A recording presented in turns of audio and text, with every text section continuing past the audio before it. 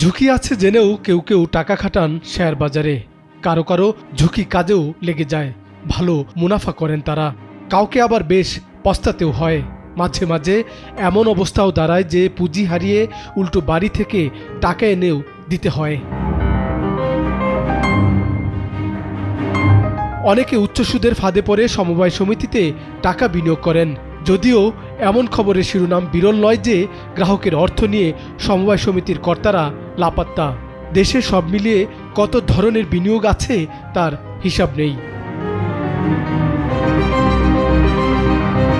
ব্যাংকে স্থায়ী আমানত বা এফডিআর খোলা, জমি কেনা ও সঞ্চয়পত্রে টাকা খাটান অনেকে। তবে এখনকার মূল্যস্ফীতি বিবেচনায় ব্যাংকে টাকা রাখলে বছর শেষে উল্টো লোকসানি হচ্ছে। আর জমি কেনার মূল সমস্যা হচ্ছে জমিটা নিষ্কণ্টক কিনা তা বুঝতে পারা। বিশেষ করে শহর এলাকায় জমি কেনার ঝুঁকিও কম নয়।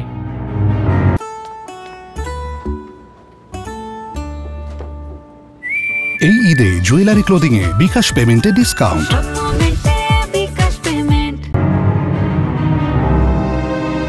যে কোনো বিচারে বিনিয়োগকারীদের জন্য সবচেয়ে বেশি নিরাপদ হচ্ছে সঞ্চয়পত্র। কিন্তু এখন কেউ কেউ সঞ্চয়পত্র ভেঙেও সংসার চালাচ্ছেন, বিশেষ করে নিম্ন আয়ের মানুষেরা।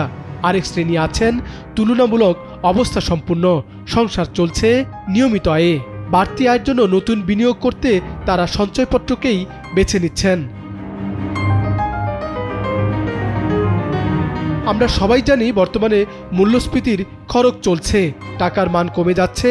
আজকে যে জিনিস 100 টাকায় পাওয়া যাচ্ছে, 1 বছর পর সেই জিনিস কিনতে লাগছে 108 থেকে 110 টাকা। ব্যাংকগুলো এখন 8 থেকে 10% সুদ দেয়। সেই হিসেবে ব্যাংকে টাকা জমালে প্রকৃত বিবেচনায় লাভ নেই। তারপরও অনেক বিনিয়োগকারী ব্যাংকেই টাকা রাখেন, আর তারা তা রাখেন এফডিআর আকারেই। এখানে তাদের অন্য হিসাব আছে, যখন তখন চাইলেই এই হিসাব ভাঙিয়ে টাকা নগদ করা যায়। সঞ্চয়পত্র কি তাহলে ভাঙানো যায় না? সেটিও যায়। অনেক কারণেই সঞ্চয়পত্রেই ভরসা রাখতে চান অনেকে।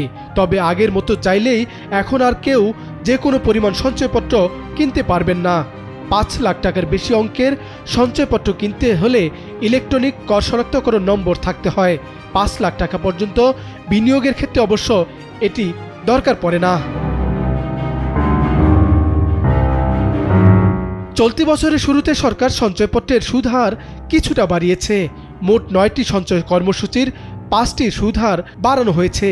বর্তমানে 5 বছর মেয়াদী বাংলাদেশি সঞ্চয়পত্রের সুদ হার 12.37 থেকে 40%, আর 3 মাস মেয়াদী সঞ্চয়পত্রের সুদ হার প্রথম মেয়াদ পূর্তিতে 12.30%, পরে তা 12.25%।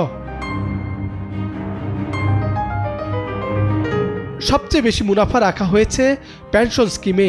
7.5 লাখ টাকা নিচে হলে সুদ হার 12.55%, আর তার উপর হলে সুদ হার 12.37%, আর পারিবারিক সঞ্চয়পত্রের সুদ 12.5%। সঞ্চয়পত্র অবশ্য বিনিয়োগ হিসেবে সবচেয়ে বেশি নিরাপদ বিনিয়োগে এত উচ্চ সুদ আর বাংলাদেশে কোনো বিনিয়োগে আপাতত নেই। ব্যাংকে আপনি এফডিআর করতে যাবেন, তাতে কিন্তু কিছুটা ঝুঁকি আছে। বিশেষ করে কোন ব্যাংকে টাকা রাখবেন, তার স্বাস্থ্য কেমন, টাকাটা কতটা নিরাপদ, সেটি চিন্তার ব্যাপার। কারণ যেসব ব্যাংক বেশি সুদ দিয়ে আমানত নেয়, তার মানে তার তারল সংকট সবচেয়ে বেশি, অর্থাৎ তার আর্থিক অবস্থা দুর্বল। কিন্তু যেসব ব্যাংকের স্বাস্থ্য মজবুত, তারা এফডিআরে বেশি সুদ দিতে নারাজ, কারণ তার নগদ টাকার সংকট নেই। দৈনন্দিন জমা উত্তোলন সামাল দিতে বেগও পেতে হয় না। সাইদ আরমান, নাগরিক, ঢাকা।